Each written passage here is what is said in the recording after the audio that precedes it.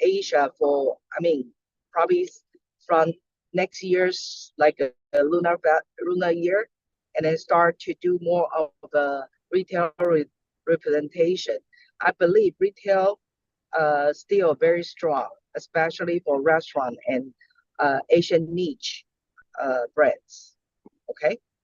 Thank you, Josie, on that. And that's the one thing is you're going to see as you progress further along in commercial real estate, you're not always going to start that one thing. Yes, you're going to be an expert of the product type, but so many things are done. I'll go now with you, Paul, because I know you started, it's almost like a family business with your dad, where you used to kind of follow around, but you're not just doing one thing as you started expanding in commercial real estate. So what have you been doing since COVID, rates, elections, and all that stuff that's been going on for the last 3-4 years? Yeah, well, first of all, I'm trying to divest of my development projects because I've just kind of tired of that aspect of the business. Too many unknowns with supply chain issues and entitlements these days. So focusing more on the brokerage front, like you said, jack of all trades, master of none. We do anything, anywhere.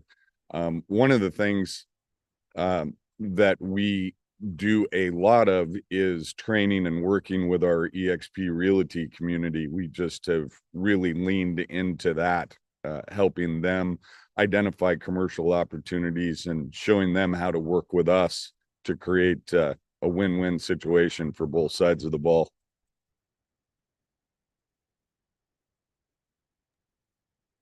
Thank you, Paul. Next, I know we'll go with Calvin. Calvin, so what have you been doing since COVID through all of these different, I guess, stimulants that have been happening over the last 3-4 years?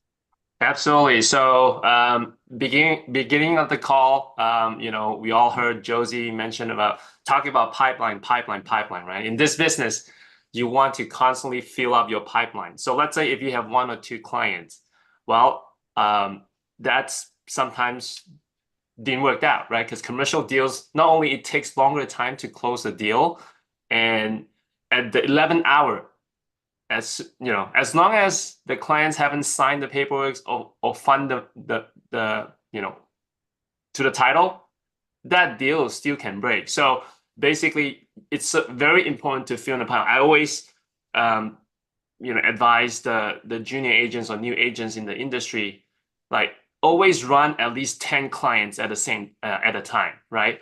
When you close one deal, try to fill in the new clients. So you always constantly have at least 10 clients. And what Paul also mentioned is like development is tough.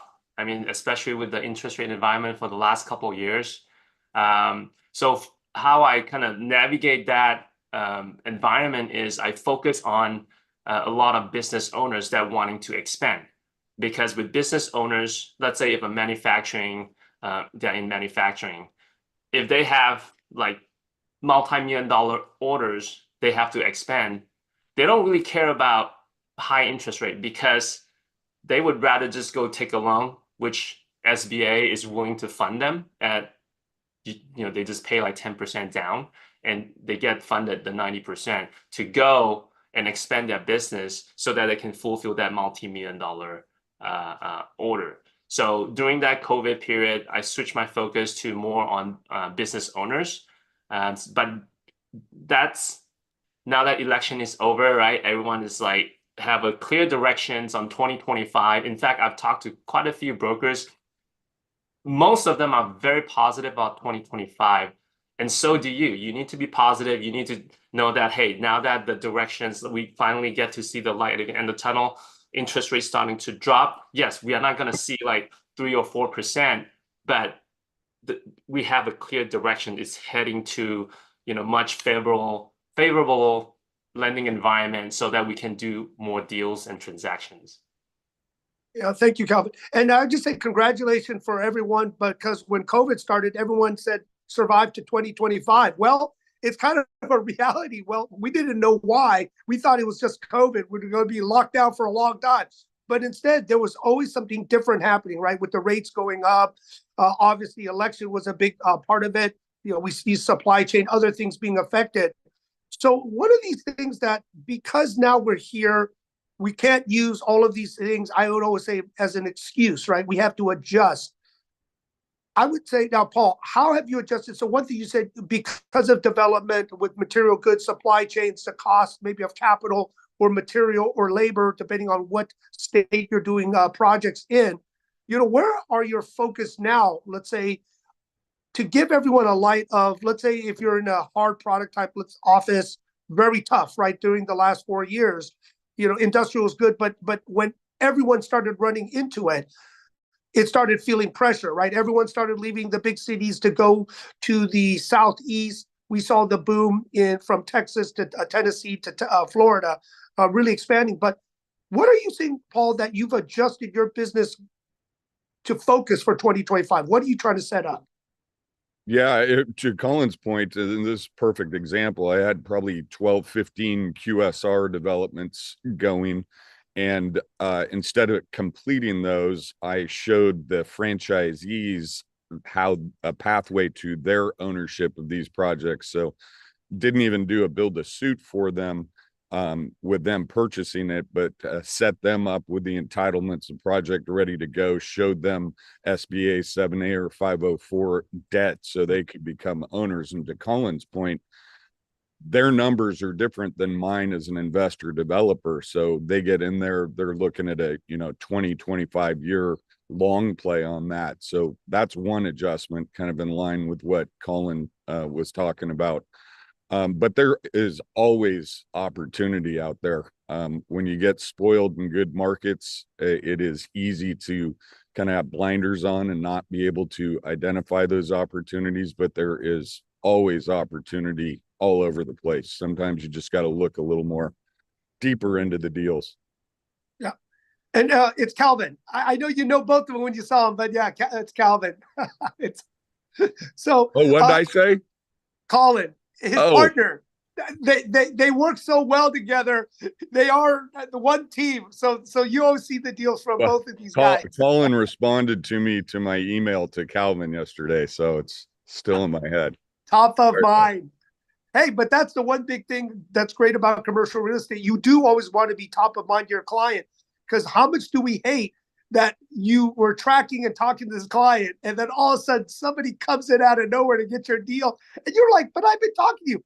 Well, not recently, right? And so do make sure, especially your better clients and clients that you've transacted before, stay on top of them, and always touch your pipeline, touch your database once a quarter is what I suggest. Some mailer reach out, especially bigger players, because without that, you're going to not be top of mind when they do a deal. And Josie, I want to go back with you on this, because you are working on some very large projects that you have to reach out flying to find some anchor grocery tenants. So it's not that you're even just sitting in your location in Houston or in Texas. You're flying out, to approach in Washington State or even abroad internationally to talk to these tenants.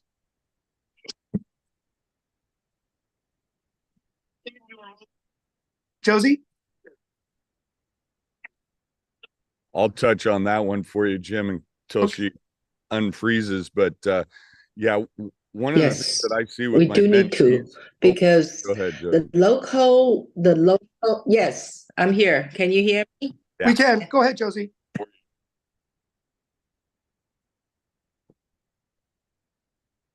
Hello? We hear you, Josie. Go ahead.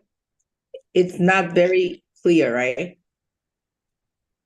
Yeah, I think, honestly, I traveled to, I traveled to LA. I went to Seattle and LA. And you know what? I talked to a couple of business owners in LA. I figure out the Californian is much more aggressive than Texan. So I think for this to be like a booming up state, we need to spend more time to go to the market to go to the competitive market to attract more people. And obviously, I got a very good result. I even get a lot of opportunity to represent them. So that's why I think, the reach out is very important, and also have the people to understand why they have to step out their comfort zone here. Yeah. No, I love what you say, Josie, on that, stepping out of your comfort zone. Hello, can you hear me? We can, Josie. We are freeze. So Josie, we definitely understand Yeah. getting out of your comfort zone, that many people. Thank you. Yeah. Thank you, Josie. Yeah. So anyway, that's why I think our connection is very important. Yes. Thank you. So, one thing that Josie said that was important is being out of your comfort zone. A lot of us, even experienced agents, right? When we first started, no one wanted to cold call. No one wanted to do this, but we did it. Also, some of the hard things to do, you may have a system where you were doing very well for the last couple years, decades, even since the last recession, of doing just the same thing.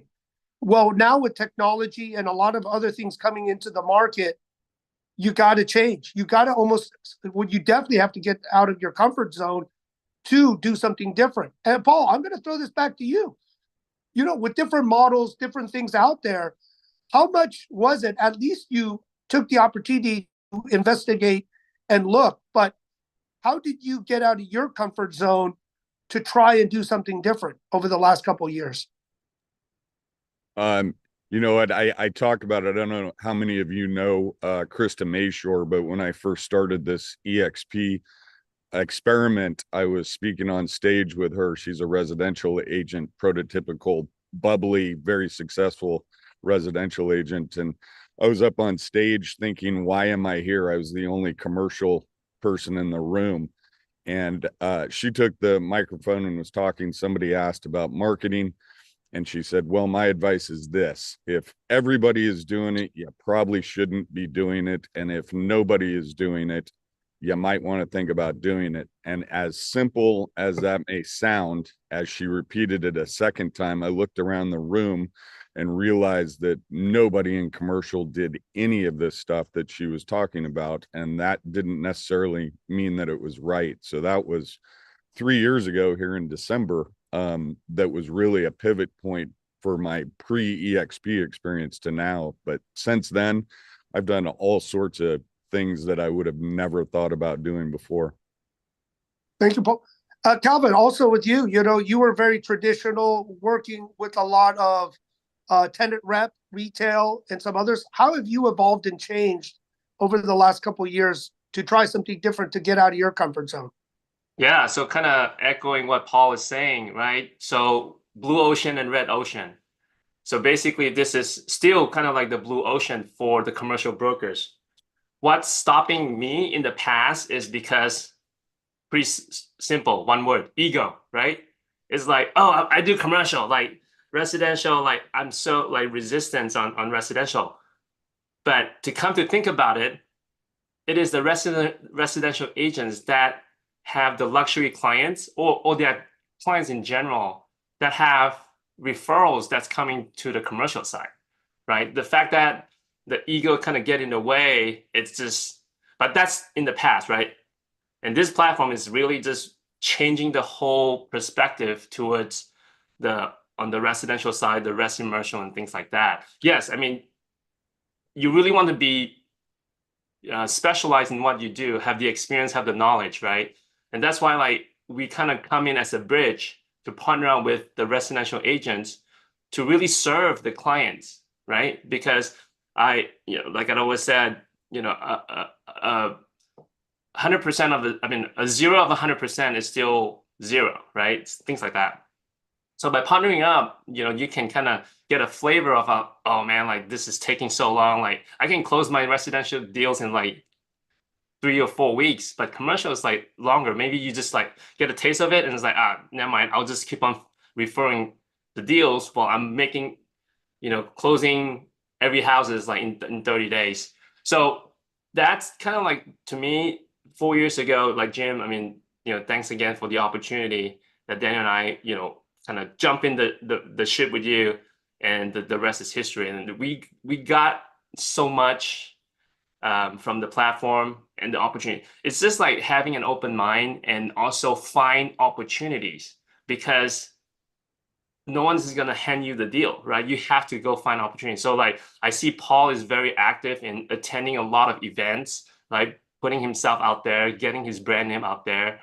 You know, his Paul is a very solid leader in the company. A lot of people know him, and I'm trying to do the same too, right? Just basically reach out to people, like adding value, giving value, so that in the future, if they have any commercial clients or referrals, they thought about us. Thank you, Kevin. And you know, I love that you bring up a couple things. Ego, right? Ego kills. Ego keeps you in the same place all the time. Yeah, I mean, you almost go down with the ship, right? Whether you run a company, and I'll tell you, the last recession, ego killed me. I said many times I should have bought more single-family homes, but instead, my ego made me keep my brokerage company alive because it was so big, and that was where my identity was tied. I mean, that killed me. Otherwise, I could have took what we'll say, the dry powder, and bought a whole bunch of single-family homes, right? But see, that's where sometimes being stubborn because of your ego, don't want to change, it keeps you stuck. And then you do see it, unfortunately, later. So also what you said, the open mind, working with residential, thinking of a different thing, like Josie said, right? Getting out of your comfort zone is critical to success, right? And we all know it. And most of the people who had failures in life, we get this lesson very hard. It slapped us in the face. But those that, you know, have never gone through a huge setback, and most good entrepreneurs have gone through setbacks, but got back up. And that's really the differentiator from a very successful broker or an entrepreneur versus everyone else. They get back up. We all got punched in the face. We all got setbacks, but it's who steps back up and says, okay, let's try it again. But Paul, you're the coach. You love to mentor. Let's talk about, for those, because you're already at the top of your game, what do you do to, let's say, help others that are just making their first 100,000 to the point where you're making $250,000 to $500,000, right? That's pretty good. What are you doing for your team and your new agents to get them to the 100 grand plus? What are you teaching them? Well, if you think you're at top of your game, you may be in trouble, right? That's your ego talking to you, because there's always room to learn and get better, for sure. And you know, the blessing of COVID was, after 26 years of coaching sports, my actual coaching career ended, and it sort of transitioned into coaching in the real estate and business environment more, because I had more time on my hands. But something that I definitely enjoy, whether it was on the field or now in a business environment. But doing, as Brent says, your ego is not your amigo. And I think that is the biggest hindrance in commercial real estate. Even with these kids that are in the big houses, they drink the Kool-Aid, they buy their fancy suit, and they sit there 8 hours a day making cold calls. And God bless you all that make those cold calls.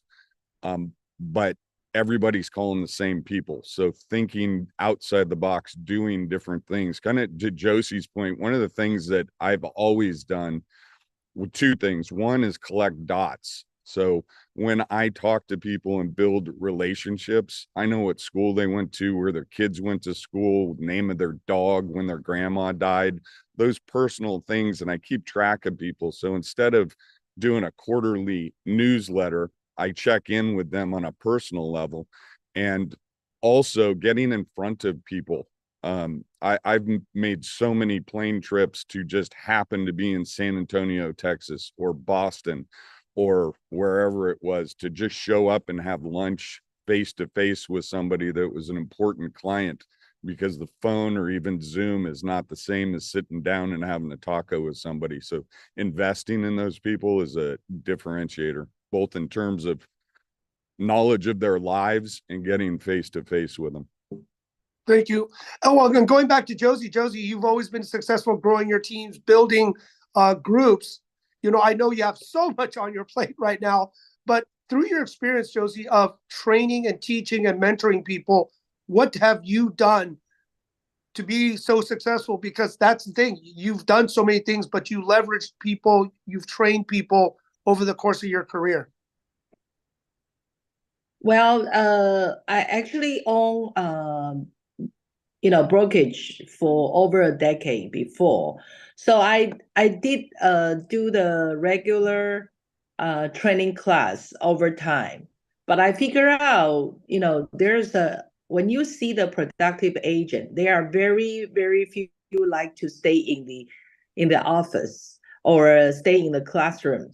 So I end up kind of like a mentor then for the projects. And I'm a very number person, especially in the commercial side. Number is very important. Like the other day, I just structured a new project because we saw this is a heck of a deal. I be honest with you, this is my ambition to all of my agents, because we saw a warehouse almost like a 50% off. And my agent actually having buyer waiting in line. And I suddenly just awake because I did a lot of projects. So I talked to my agents. I say, we'd rather be the principal. We don't want to be the taxi driver anymore. So that's how we, put everybody together. And then, like most of my team, they kind of start to share this. We start to do another syndication here. And that's my goal. My development side, my strategy of team build is a little bit different than others. But I think this is, at the end, this is most beneficial for all of us. So we still helping people to do their brokerage side. But in the meantime, because of my project, I actually attract a lot of people. They give me the whole piece of a project to navigate instead of to sell or list, instead of just like a one by one. So that's my strategy. Thank you, Josie. And that is true, where we all said that deals get more deals, right? When you work a deal, that's the hardest part, is to get that first deal. But when you work and get that listing, you market, I just listed it. I just put it in escrow. I just sold it, and call the crap out of it, because it generates more business. It gives you the confidence. So what Josie says, correct. Whatever angle you may hit, as long as you keep collaborating, you keep pushing it out there. And I would always say to the seniors, try to co-list it, even though your junior or the people that are working on your team get a little piece, right? They're getting that little piece to learn, but also the confidence to call on that deal, right? If they're afraid of cold calling, probably shouldn't be in this business, right? It's very tough. But let's say you got the confidence with a little piece of the action to start calling, building, right? We always say momentum. Filling your pipeline is so important. And Calvin, I want to go back to you, because I saw Colin that wasn't even on the map. Remember Colin when he was so green, Calvin? And now all I see is him doing deal after deal you guys are posting. So can you kind of share, as you mentored Colin, that whole journey? Because I remember when he first started, and now look at him. Yeah, so obviously there's always a cycle, right? As I'm getting older, you really need to have a team with, young, fresh blood. And I have no too much obligation, right? Because they are the ones that can really, spend 20 hours a day, or even like 24 without sleep, just go, right? But all they need is some guidance.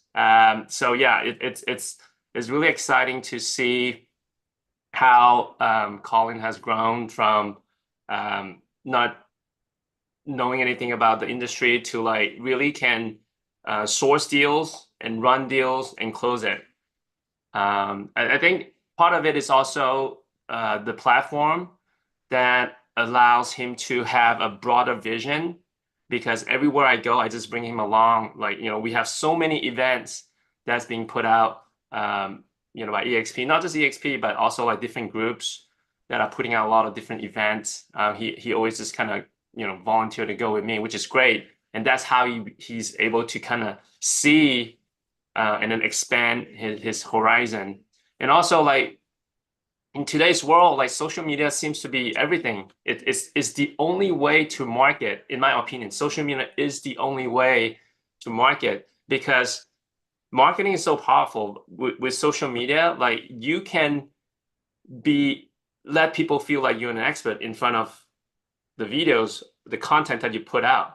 It's just amazing. That's why they call it marketing, right? So we call in his very good in social media. He's doing a lot of different videos and content. And in fact, most of the clients he sourced it is through social media. And because of the content that he put out, like every time we go tour a property or building or meeting, he would create some content providing some information about, okay, this is like 50,000 square feet warehouse, this is dock doors, this is what you need to look at and things like that. And that's how he kind of gained followers and traffic. So yeah, that's pretty excited for what he has on him for the next couple of decades.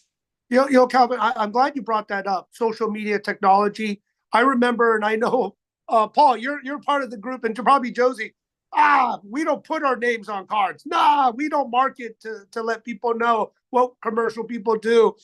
And then this way, we're almost like putting it in front of your face. And this opportunity, right, really got rid of and changed the old school ways of doing it. But sometimes you still got to do it like mailing postcards, because no one mails postcards anymore, or very few, because that's what we used to all do. But it does cost a lot of money. But building your brand, I would say, is the most effective and cost-effective way you can build yourself, because I've just told people now with technology to build your brand, regardless, let's say if you stay in this business or not. And I have friends that didn't kind of make it, but they pivoted, but they built their brand to go into insurance, to go into mortgage, to go into some kind of consulting gig, because they built their website, they did podcasts, they wrote ebooks, they got out there to network. So I would encourage everyone, if you haven't, to build your LinkedIn profile at the minimum. Get a website, right? And start building on that, because it does work. As you hear from Calvin, what Colin's doing, and I'm sure many others do the same thing. Josie, I know I'm going to go to you on technology and social media, because you started building this for your restaurant business. But how else are you building, technology and social media to help your business?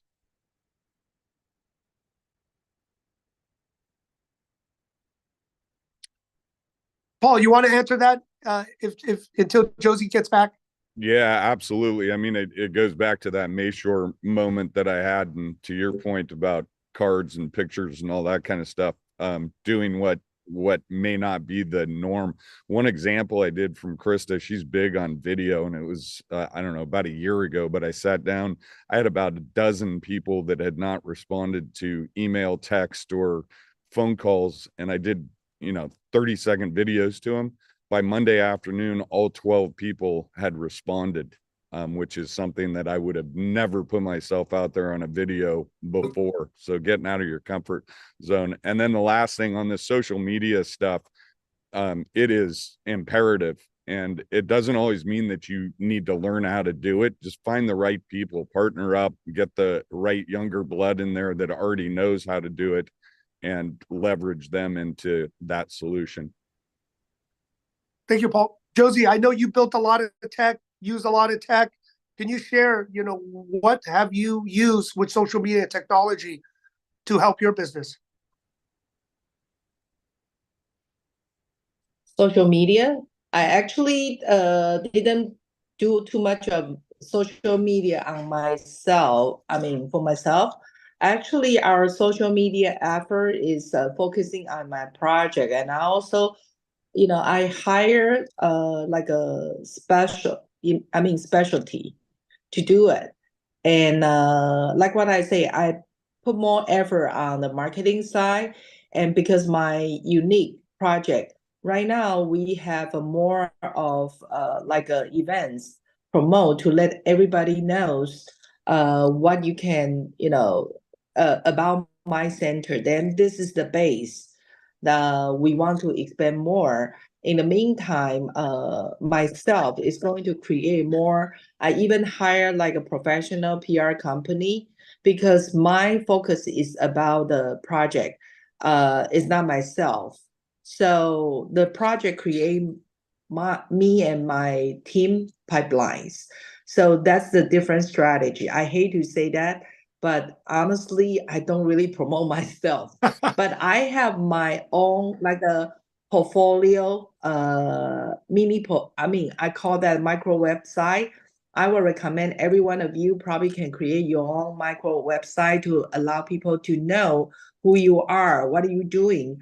Myself, actually, you can check my website, just josielyn.com. You can see me there. That's kind of like my business card out there. So that is a little bit tip. Yeah. Thank you, Josie. Maybe that's what we help you do is on your personal, because you've done so much and in different trade groups. But let's just talk about, the networking, different trade groups.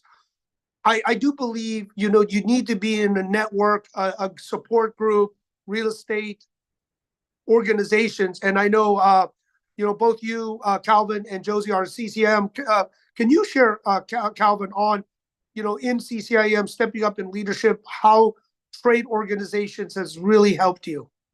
Oh yeah, just by looking at the audience today, we have quite a few of CCIM here. You got Josie, Caesar, Eric Clark, Latoya, Tom.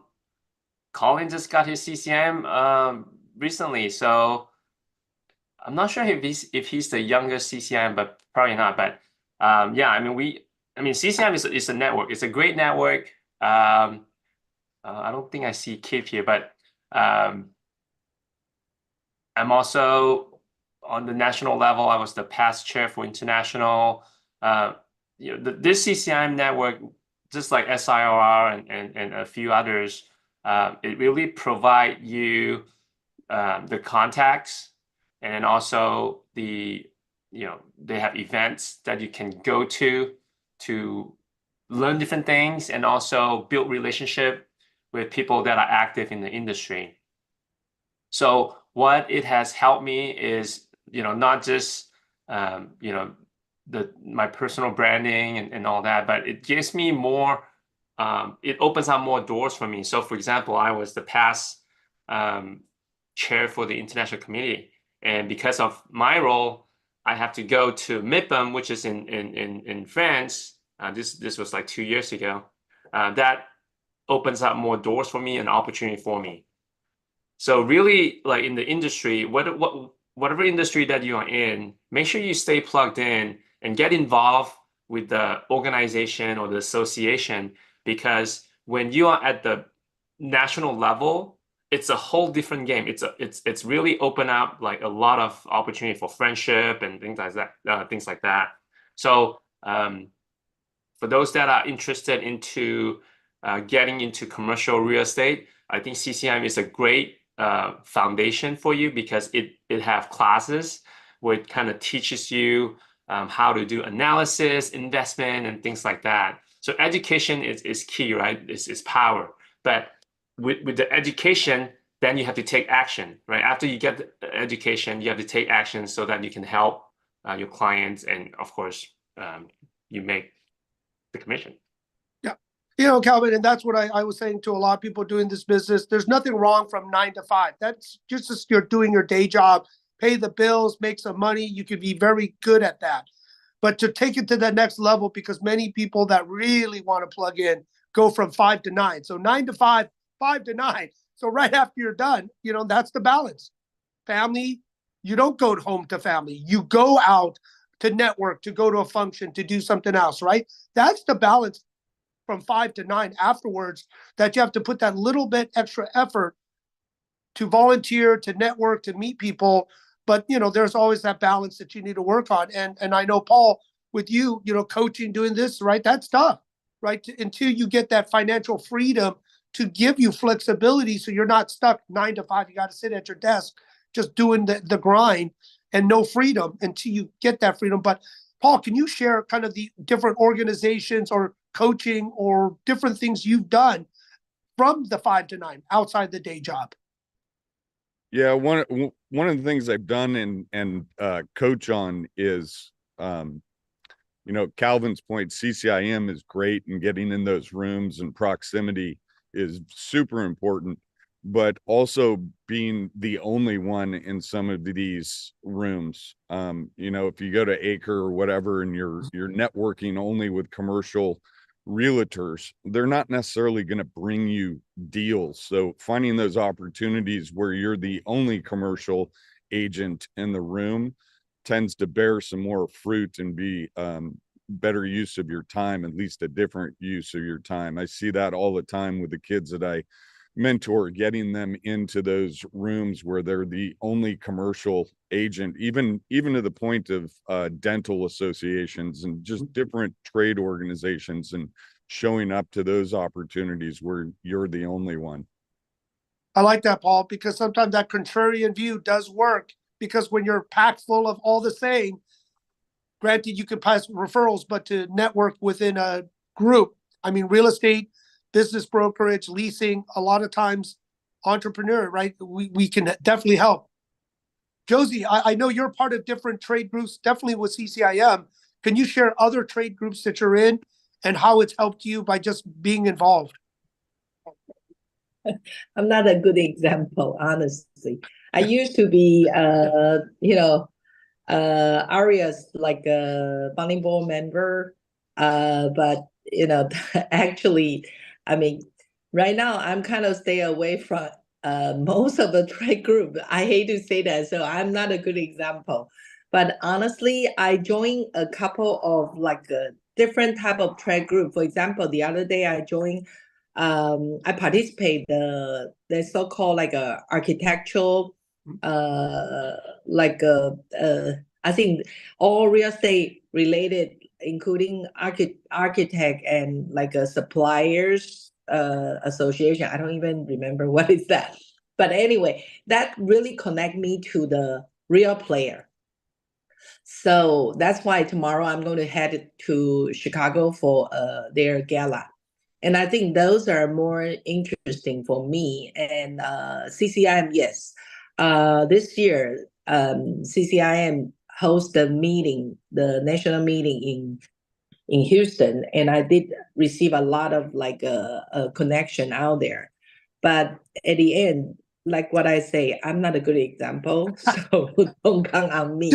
Josie, you are a good example. You just take a break sometime. We've all did so much for associations and groups, and then we're like, okay, we got to take a break, right? Volunteering so much. Yeah, but honestly, I am doing my own. It's not really a trade group, but I create a platform called as United Marketing Alliance.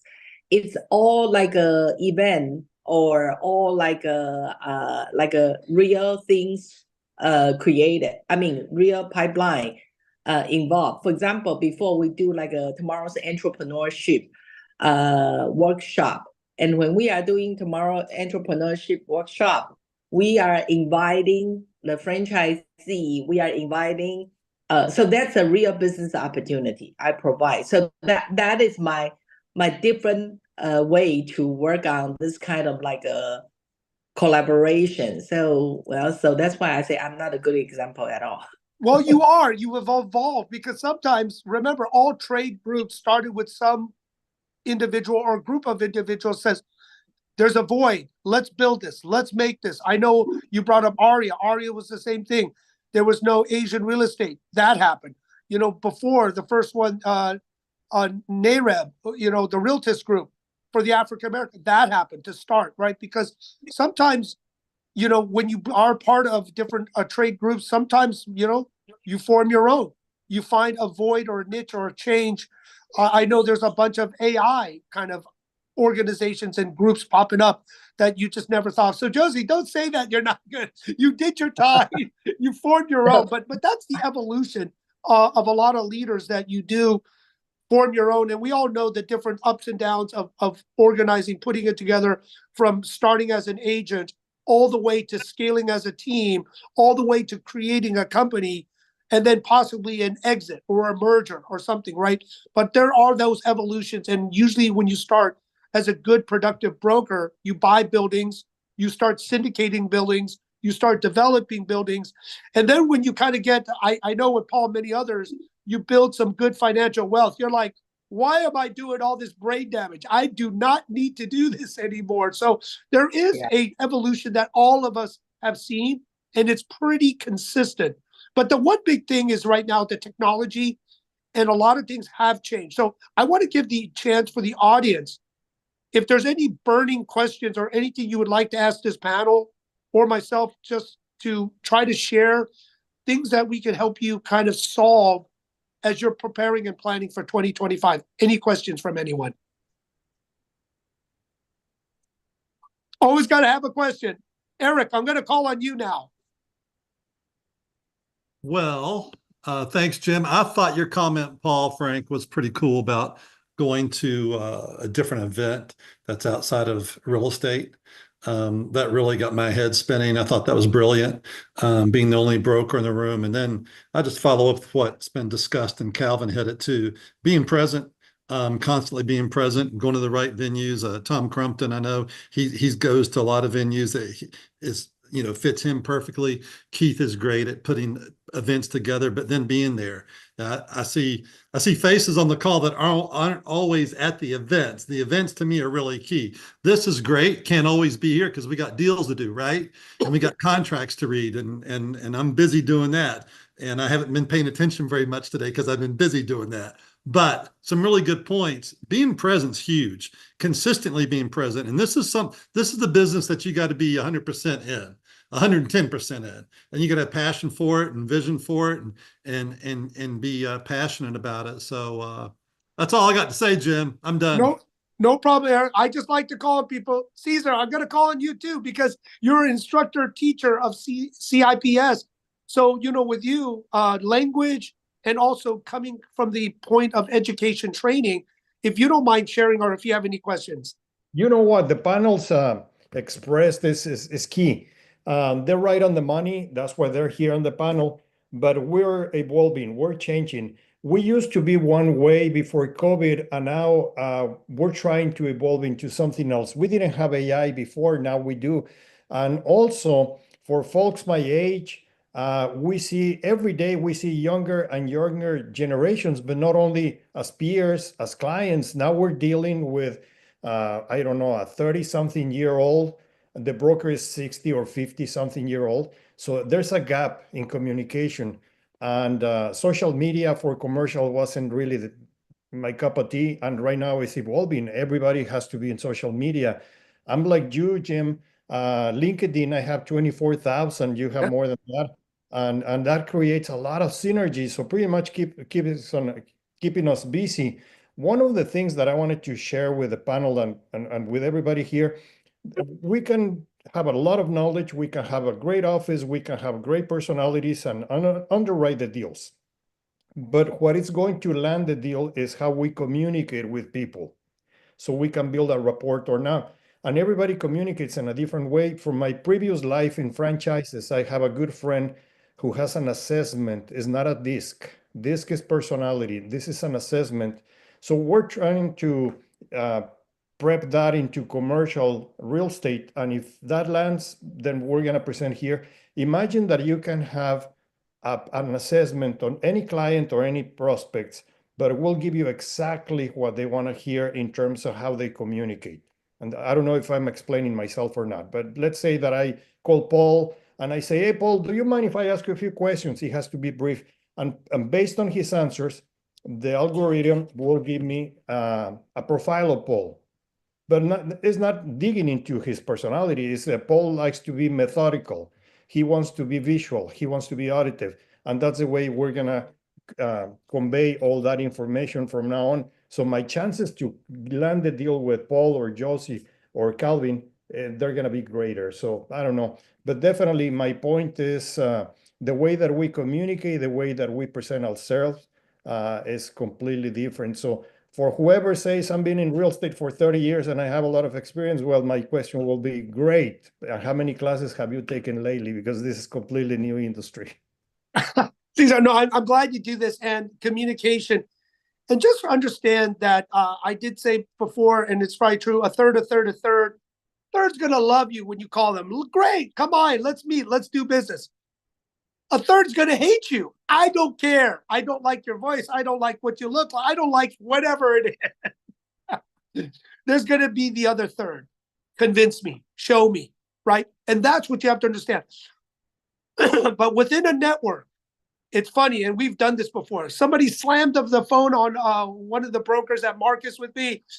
They said, hey, Jim, why don't you call? Or, hey, the Todd or Bob, why did you call? Somebody else called and got the meeting. So we're like, okay, so it's not like this guy didn't want to do anything or she didn't want to do anything. Sometimes when you just realize you didn't have kind of that connection, right? And we all know that. You give it to another friend or partner, people you work with, different groups. That's why it's very important to have a diverse, different group you can pass a lead to. They may be able to close, and maybe they give you a dinner 5-10% or co-list it later, right? And know how to work together. But that, Cesar, I'm glad you brought, because it is important to build that network, that team. And just because you can't get through them, somebody else may be able to, because they're obviously busy doing activities. It's just for whatever reason. And just, I would say to everyone, don't take things personal. Just let it be as business. Keep going and moving forward. And I know with those that did cold calls, we always wanted to call the most difficult, ornery, crazy person. We knew they were crazy. So we called them first, and they yelled and screamed at you. Or like, okay, I got that done. And all the other calls the rest of the day were easy. And it was funny. The guy changed his number because we all called him first. And then he had to change his number because, well, we're brokers, so we do fun things. Any other questions for this team? We love to tell stories too with commercial brokers. So if you buy them a drink or a cup of coffee, they'll tell you some fun stuff. Calvin, do you have anything? Were you going to say something? No. So one thing to add about the social media or marketing is we get Canva Pro for free as part of our monthly. So that's for those that that you're in the platform already. Make sure you make good use of it. Create like cool marketing flyers or content on social media with that Canva Pro. It's free. Perfect. Any other questions for this group? Or I'm going to ask one last one for everyone. I don't have a question, but just to kind of piggyback on what Calvin just mentioned, as far as the marketing and some of the things that others have mentioned, now is the time to really be putting together the leads that you're going to put through the pipeline, right? So that come January 1, you've got a pool of people to work with. So what better time to use the Canva Pro, putting together your marketing material, whatever it is that you're going to drip on as you nurture relationships with future prospects. That's the thought that comes to mind for me. Thank you, April. And one other final tip before we close out. Start learning and using AI. As you can see, there's more and more that I've been using it. They could do your PowerPoint. They can write your narrative. They're starting to integrate into your CRM as follow-ups. You could actually turn it into a digitizing you or your assistant or just a VA or an avatar to speak and answer questions. It is truly amazing of what this technology is going to be able to do. You can streamline your technology for one person to a smaller team for a lot of logistics follow-ups, automating everything pretty much, monitoring it. It's amazing. So that's why more and more of technology, AI, we're going to start showing. And I know people don't always want to do it, but it's happening. It's just like when people used OMs. Now there's like Build Out, there's RealNext, there's all these different OMs. Before, we were doing it on a piece of paper or using Excel, right? And that was advanced. Well, now it's gotten very advanced. So everyone, please build your own reputation, your own brand. Learn AI. I can't stress it enough because it's going to make your life so much easier. So everyone, happy holidays if we don't see you, but one final one next week. We never plan to fail, we fail to plan. So next week, we're going to talk about planning. sending out some templates to discuss how you can plan this year while it's the holidays. Take some time from the eating and drinking and partying and all the holiday parties, so you can start working on your plan for 2025. But everyone, happy holidays. Look forward to seeing everyone, and stay safe out there. Thanks, James. Bye-bye, Thank everyone. you. Thank you, James. Thank you.